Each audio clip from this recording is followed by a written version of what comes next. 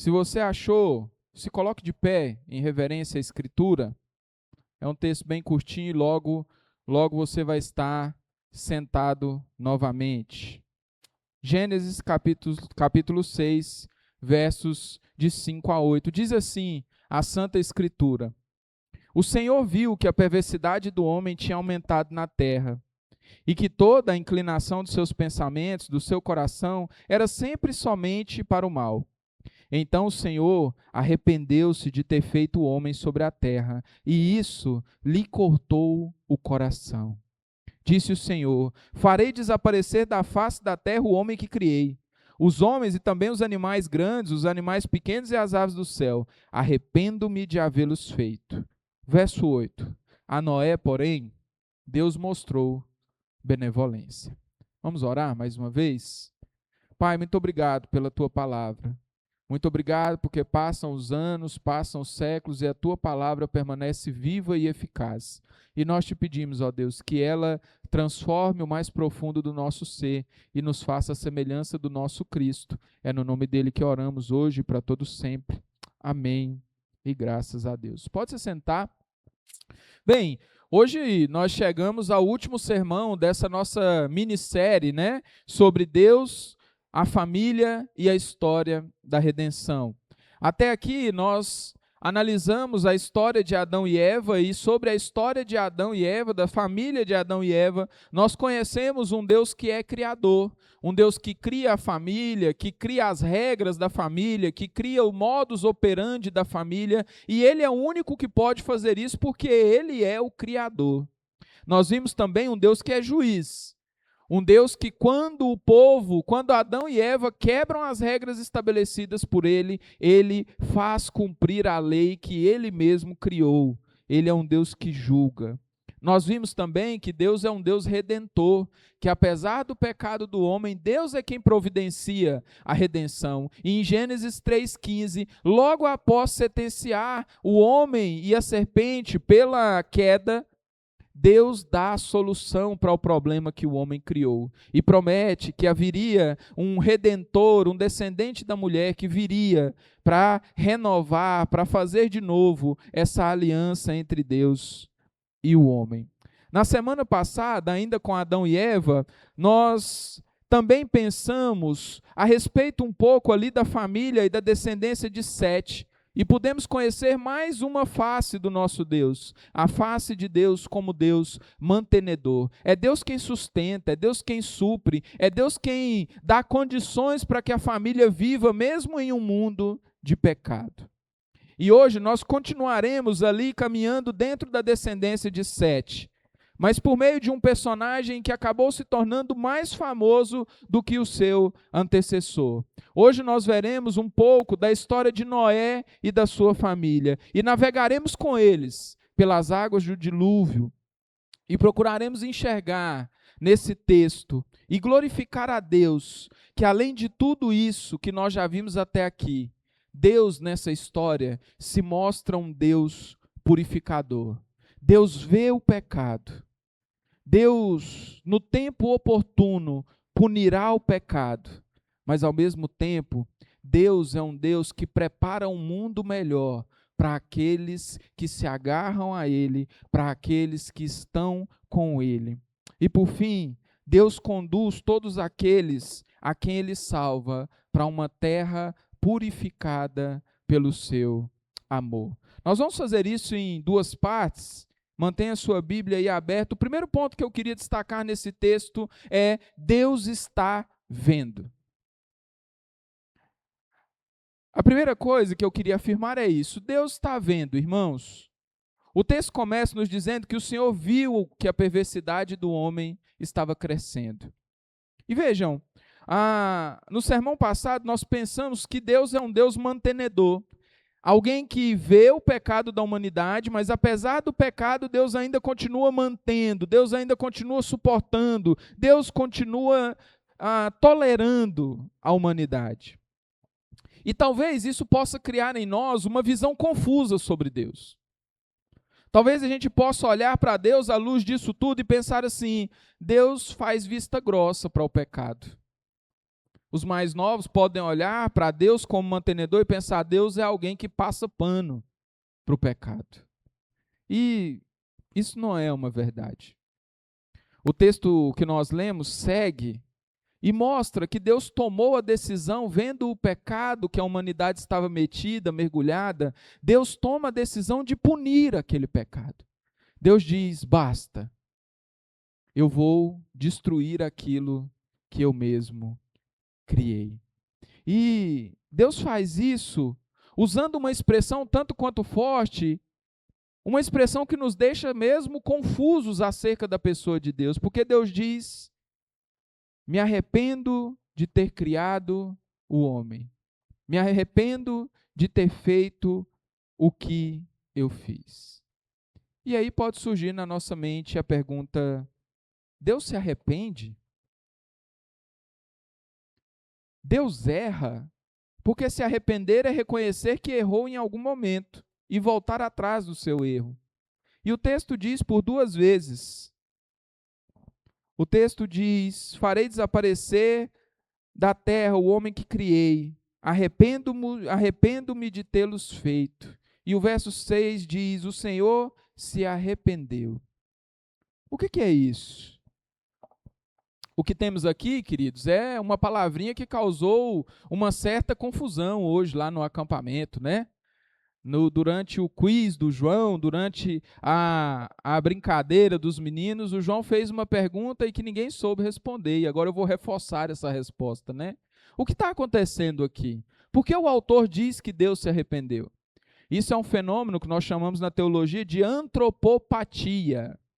Antropopatia é quando eu atribuo a Deus sentimentos humanos. Nós temos isso acontecendo de 2 formas. Nós temos o antropomorfismo, quando eu digo que a mão do Senhor está inclinada sobre mim, que o ouvido do Senhor está inclinado para que ouça, que os olhos do Senhor estão sobre nós, isso se chama antropomorfismo. Eu estou atribuindo a Deus características que são humanas. Ora, Deus não tem mão, Deus não tem braços, Deus não tem olhos, Deus não tem ouvidos. Em João 4, Jesus vai dizer que Deus é espírito, e espírito não tem corpo, espírito não tem forma, né? Então isso se chama antropomorfismo, quando eu atribuo características humanas a Deus, para que a gente compreenda melhor aquilo que o texto quer dizer. E a antropopatia é a mesma coisa, só que em relação a sentimentos, é quando eu atribuo sentimentos humanos a Deus. E aqui o que está acontecendo é exatamente isso. O autor está se valendo de um sentimento que nós entendemos, para descrever de uma forma que a gente possa se aproximar ao máximo de compreender o que se passava no coração de Deus. Mas veja o texto. O verso 5 diz: o Senhor viu a perversidade do homem, que ela tinha aumentado na terra, que toda a sua inclinação e os seus pensamentos, e os pensamentos do seu coração eram somente para o mal. Então o Senhor se arrependeu de ter feito o homem, e isso cortou-lhe o coração. O arrependimento que o autor está dizendo aqui é para mostrar o tamanho peso, o tamanho pesar, o tamanho tristeza que Deus sentiu naquele momento, quando viu o ser que havia feito, a coroa da sua criação, o ser criado à sua imagem e semelhança, entregue a tamanho pecado. Aquilo que foi traduzido por arrependimento no texto, então, é uma tristeza profunda. E é uma tristeza bem parecida com a tristeza que nós sentimos quando nos arrependemos de algo. Já viu aquele pesar profundo que entristece a alma, que nos magoa, que nos chateia? Esse é o tipo de pesar que Deus tem sentido aqui. Portanto, Deus não errou ao criar o homem, mas o tamanho pesar pelo pecado e a perversidade em que a humanidade estava submersa provoca uma tristeza tão profunda no coração de Deus, que leva o Senhor a julgar que aquele é o momento certo de punir a humanidade. E ele decide fazer isso dissipando toda a humanidade, todo ser que respira, com as águas do dilúvio. E aqui há uma verdade muito dura, ou uma verdade muito pesada a respeito de Deus e a respeito do nosso relacionamento com Ele. Perceba, queridos, que Deus está vendo, Deus está percebendo. E não só isso, além de estar vendo, Deus está esperando a hora oportuna em que Ele mesmo separou para punir o pecado, naquela época, com as águas do dilúvio. E eu te pergunto, saber que Deus está vendo todos os pecados, saber que Deus está vendo toda a nossa conduta, o que produz em você? Isso deve produzir em nós pelo menos 2 sentimentos. O primeiro sentimento que isso deve produzir é a alegria.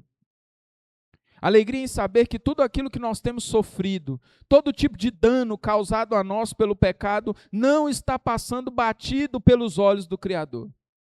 Nada, irmãos, nenhuma perversidade, nenhum ato mau, nenhuma injustiça, nenhum dos flagelos que nos atingem tem passado despercebido pelo Senhor. Muitas vezes eles passam despercebidos pelas autoridades que julgam mal, passam despercebidos pela família que às vezes não acredita naquele que denuncia o pecado.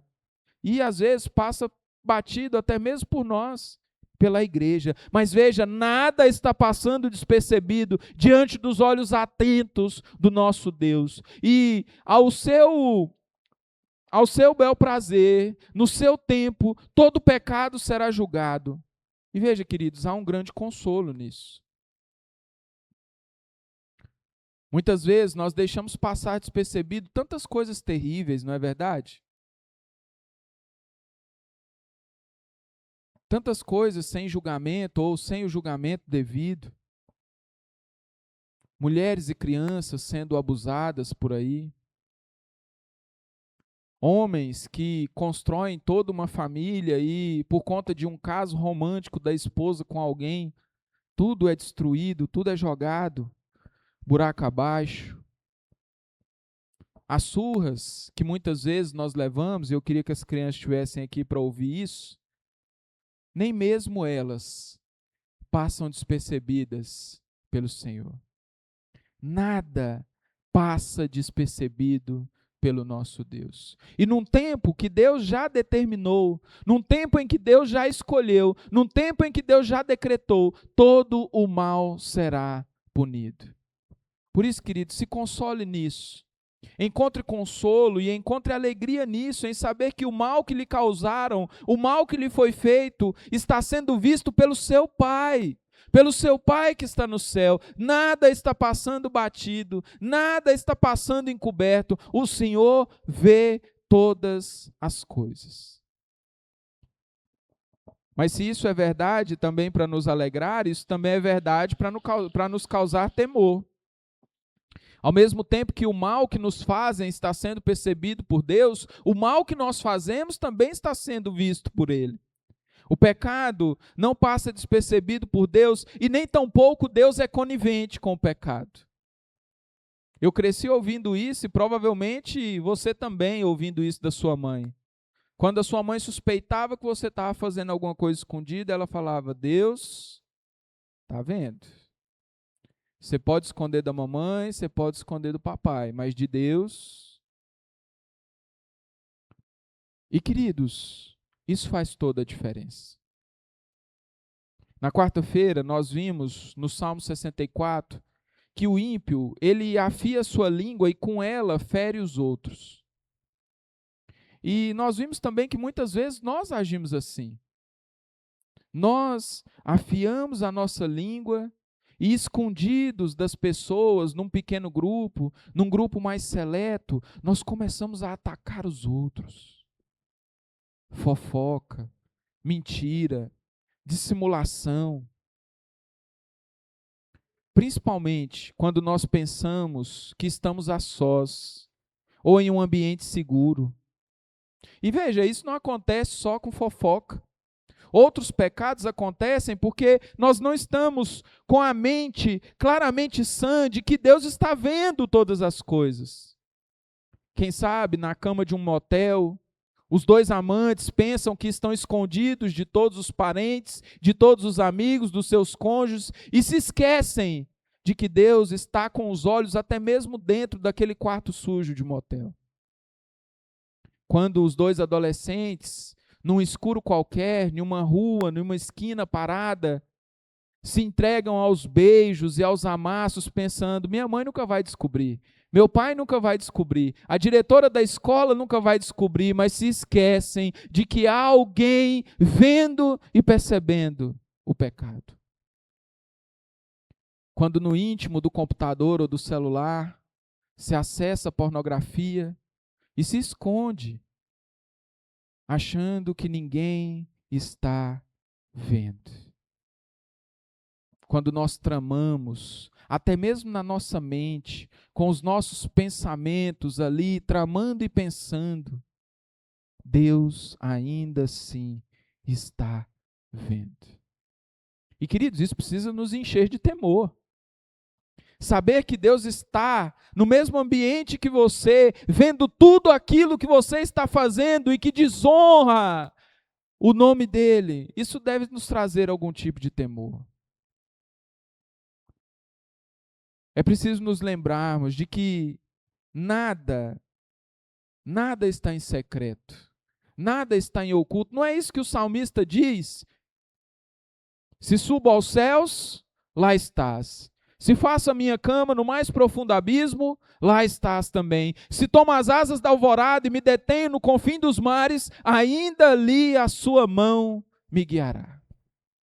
Não há lugar, queridos, para se esconder do Senhor. Isso é bom. Porque em todos os lugares a presença do nosso Deus está conosco, mas isso também é aterrorizante.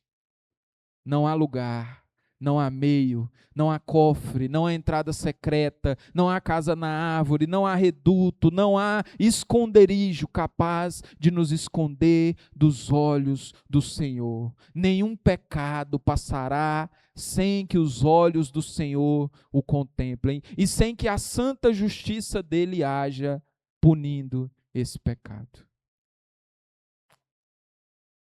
Por isso, descansemos somente em Deus, porque Ele fará justiça por nós. Talvez nós não encontremos justiça aqui. E isso é triste, mas é uma verdade. Talvez o mal que fizeram contra nós não será punido aqui. Nós veremos os nossos agressores, nós veremos as pessoas que nos fizeram mal vivendo uma vida tranquila, prosperando.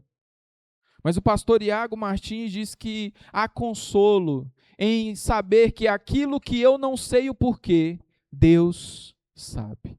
E também há consolo em saber que aquilo que eu não consigo punir, aquilo que eu não consigo fazer justiça, Deus consegue. Aquilo que foge aos meus olhos, aquilo que foge ao alcance das minhas mãos, aquilo que eu não consigo alcançar ou entender, Deus consegue. Nada passa despercebido do nosso Deus. Por isso se console nele, mas ao mesmo tempo tema por isso. Pense bem antes de pecar. Quando a tentação vier, se lembre disso. Deus está vendo, Deus está assistindo e Deus fará justiça pelos pecados e contra os nossos pecados.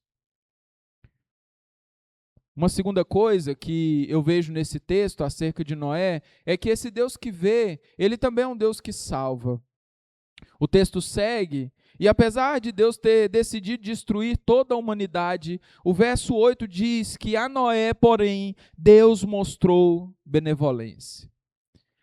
Veja, Noé era um pecador. Noé não era um homem perfeito. Noé não era um santarrão. Noé era um pecador, afinal é isso que a carta de Romanos nos ensina, não é? Todos pecaram e fugiram, e estão afastados dos padrões de Deus. Se Noé era um homem perfeito, a Bíblia mentiu e a Bíblia não mente. Logo, Noé também era o pecador. Deus salva Noé, querido, não por quem Noé era. Deus salva Noé por conta da sua pessoa, por conta da pessoa do próprio Deus. Deus salva Noé, Deus poupa Noé por misericórdia a nós. por misericórdia a mim e a você, mas também por toda a fidelidade que ele tinha a si mesmo.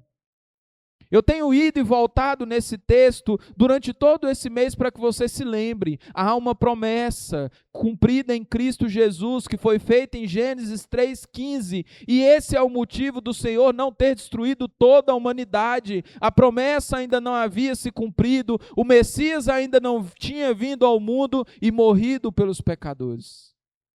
A serpente ainda não havia sido derrotada.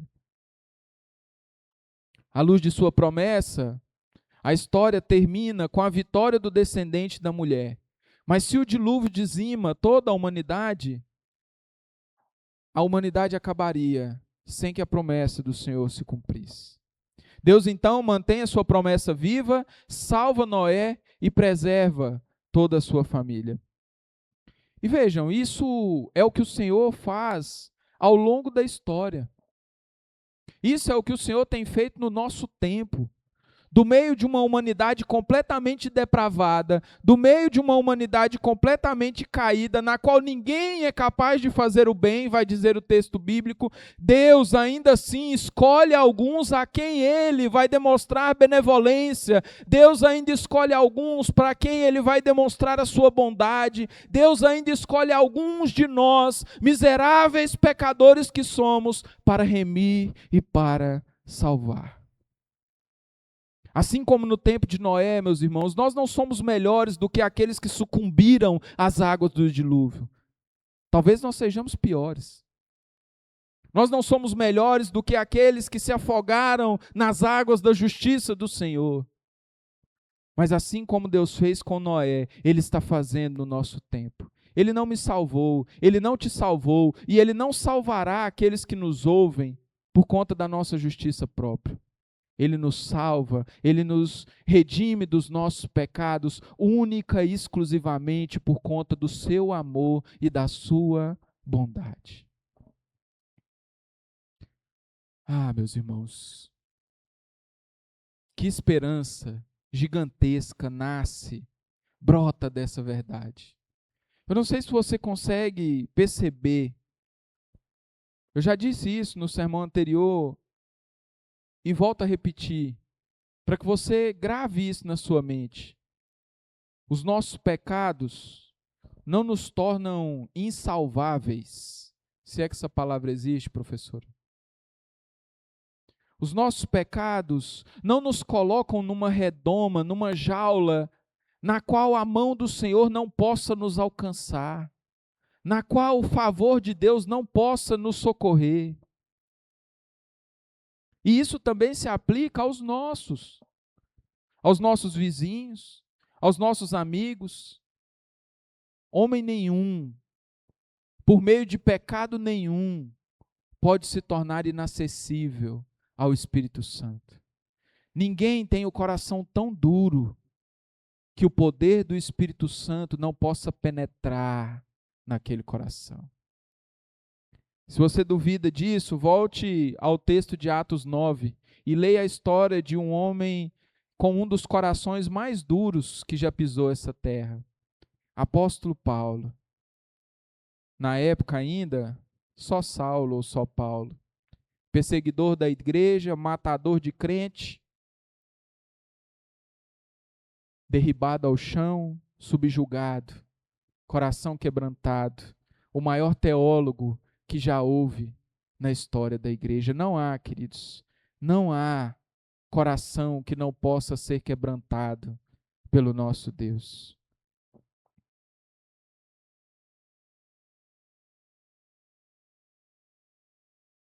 Ele deseja fazer, e vejam, quando Deus deseja nos salvar, Ele mesmo é quem providencia o meio. Noé foi alguém que Deus decidiu poupar. Noé foi alguém que Deus decidiu salvar. E foi uma arca capaz de flutuar, segura sobre as águas, que salvou Noé da justiça divina. E no nosso caso, a nossa arca tem um nome. A nossa arca se chama Jesus Cristo.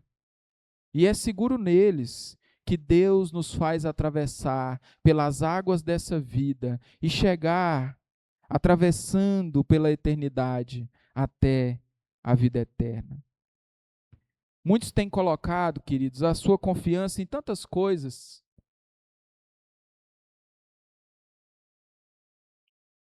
Têm colocado a segurança das suas próprias vidas e das suas famílias na riqueza, nas posses, nas próprias forças. Sou eu quem protejo a minha família.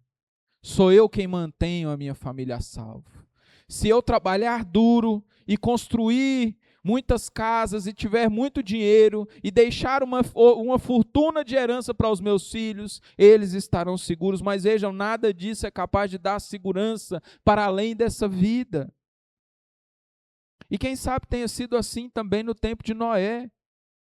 O texto de Mateus 24 vai dizer que na época de Noé, na época do dilúvio, as pessoas viviam a vida tranquilamente. Se casavam e se davam em casamento, vivendo no modo Zeca Pagodinhos. Conhece esse modo de vida? Deixa a vida me levar, vida leva eu. Deixa a vida me levar. E esse é o modo com que nós temos vivido hoje, com que as pessoas têm vivido hoje. Não se preocupam com a própria alma, não se preocupam com a eternidade, e muito menos se preocupam com a eternidade dos seus familiares, dos seus filhos. Vivem a vida como se não houvessem amanhã, e amanhã descobrem que o amanhã chega. Mas sabe o que é mais triste? Um dia o amanhã não chegará. E o que teremos feito com essa vida? Não foi essa a pergunta que Jesus fez a um homem em Lucas? Louco, hoje te pedirão a sua alma. E o que tem juntado? Para quem será? Mas atente-se a isso. No mundo imerso no pecado, Deus ainda tem escolhido pessoas para a salvação. Aleluia! Deus não nos deixou órfãos. Deus não nos deixou refém de nós mesmos. E quem sabe, querido, você que está aqui nessa noite, seja uma dessas pessoas. Uma dessas pessoas que Deus tem escolhido para a salvação. E eu espero que, se você for uma dessas pessoas, você tenha se despertado hoje para se preocupar com a sua alma, para se preocupar com a sua salvação, para se preocupar com a necessidade que nós todos temos de ter um Salvador. Apesar de quem somos e apesar daquilo que fazemos, temos um Deus disposto a nos salvar. Se esse é o seu caso, eu quero te encorajar. Venha a Cristo. Tome essa decisão ao lado de Jesus hoje. Entre na arca. Entre na arca que é o próprio Deus. Se agarre a Cristo. Creia nisso. E vivamos de acordo com isso, meus irmãos. Pregando, testemunhando, discipulando. Pois assim como Deus salvou Noé e a sua família, assim como Deus os levou para uma terra nova, uma terra purificada, Deus também deseja salvar as nossas famílias. Deus deseja nos purificar. Deus deseja salvar famílias no nosso tempo, em nossa cidade. E cá entre nós, a nossa cidade precisa tanto. Precisa tanto. Eu quero finalizar olhando para o fim da história do dilúvio. Os dias passam. Noé constrói a arca. Deus envia 40 dias e 40 noites de chuva. Toda a humanidade sucumbe às águas, com exceção de Noé e de sua família. Noé e sua família são conduzidos a uma terra nova, a uma terra purificada. Mas veja, essa terra não permaneceria assim por muito tempo, porque Noé ainda era um pecador. Logo, Noé e os seus descendentes manchariam aquela terra, voltariam a tirar toda a pureza que Deus havia colocado naquela terra. Nós, no entanto, queridos, temos uma alegria infinitamente maior. Sabe por quê? Porque a arca que nós temos não é uma arca de madeira, não é uma arca feita por mãos humanas. A arca que nós estamos se chama Cristo Jesus, e essa arca nos conduzirá a uma terra infinitamente segura, a uma terra onde não há choro, não há pranto, não há nada de mal, a uma terra em que nós mesmos não conseguiremos estragar, porque Ele nos conduzirá de uma forma perfeita, a uma terra que nunca mais poderá ser deturpada. O fim do dilúvio tem alguma semelhança com o fim da nossa vida. Ao atravessarem aquela arca, você pode ler isso no capítulo 8, verso 21. Ao atravessarem aquelas águas, Noé e sua família sacrificam ao Senhor. E sabe o que acontece ao fim do dilúvio? A família de Noé come churrasco. Ao atravessarmos o Rio Azul, quando eu e você passarmos dessa vida junto com o nosso Salvador, nós também nos banquetearemos. Mas não será necessário fazer sacrifícios como Noé fez. Sabe por quê? Porque aquele que se fez sacrifício por nós, o sacrifício perfeito, Jesus Cristo, Ele é quem põe a mesa, Ele é quem serve o pão, Ele é quem enche os cálices de vinho, Ele é quem põe ao nosso dispor a mesa para que nos fartemos. A mesa que por tantas vezes nós dividimos aqui em memória dEle e à espera dEle será posta de uma vez por todas por Ele mesmo, e junto dEle cearemos e com Ele estaremos pelos séculos dos séculos. Mas o que nós podemos fazer diante disso? O que Noé nos ensina? 3 coisas. A primeira coisa, Noé creu. Deus deu uma ordem absurda para Noé. Noé, construa um barco gigante. Dentro dele você vai pôr um casal de cada bicho e mais você e a sua família. Você teria obedecido? Tem um filme de comédia, né, que retrata isso. E o povo ridiculariza o coitado do Noé. Olha lá, tá maluco, construindo um barco. Nessa época nem chove. Noé creu, por isso creia. A primeira decisão que nós temos que tomar acerca da nossa vida, acerca da nossa eternidade, é crer em Deus, é crer em Jesus Cristo. Segunda coisa, Noé obedeceu. Noé se pôs a trabalhar, Noé foi à luta, por isso obedeça. E a terceira e última coisa, e isso tem uma aplicação direta às nossas famílias. Noé conduziu sua família à arca. Noé pegou seus filhos, sua mulher e suas noras e os colocou dentro da arca.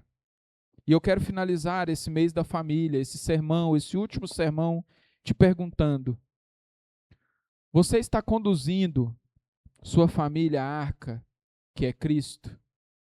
Você está pegando sua esposa, seu marido, seus filhos, seus pais, seus netos, seus sobrinhos, pegando-os pela mão e levando até a arca? Foi o que Noé fez. E é o que cada um de nós precisamos fazer. Joab, como que eu vou conduzir esse povo para a arca? Seja um bom cristão. Testemunhe sobre Cristo. Seja uma testemunha viva de que tudo que está escrito aqui é verdade. Segundo, pregue para eles. Abra a Bíblia. Leia. Explique. Aplique. Pregue o Evangelho. Mostre que Jesus Cristo veio para os pecadores, dos quais todos nós somos. Discipule pessoas. Caminhe com pessoas. Leia a Bíblia com pessoas. Ore com as pessoas. Verdadeiramente pegue a sua família e conduza até a arca. Sabe por quê, queridos? A arca ainda está com as portas abertas. Mas haverá o dia, e diz a Escritura, que procurarão e não acharão, que baterão e ninguém voltará para abrir. Eu penso que foi assim nos dias de Noé. Ninguém deu crédito, mas quando as águas começaram a encher o mundo, eles foram desesperados para a porta da arca. A Bíblia não registra isso, mas eu imagino que tenha sido assim. A arca ainda está de portas abertas. Você pode adentrar ainda, crer em Cristo, e você pode conduzir a sua família para essa arca. A Jesus Cristo, a nossa arca, o nosso Senhor e Salvador, seja a honra, a glória e o louvor para todos sempre. Amém. Vamos orar mais uma vez?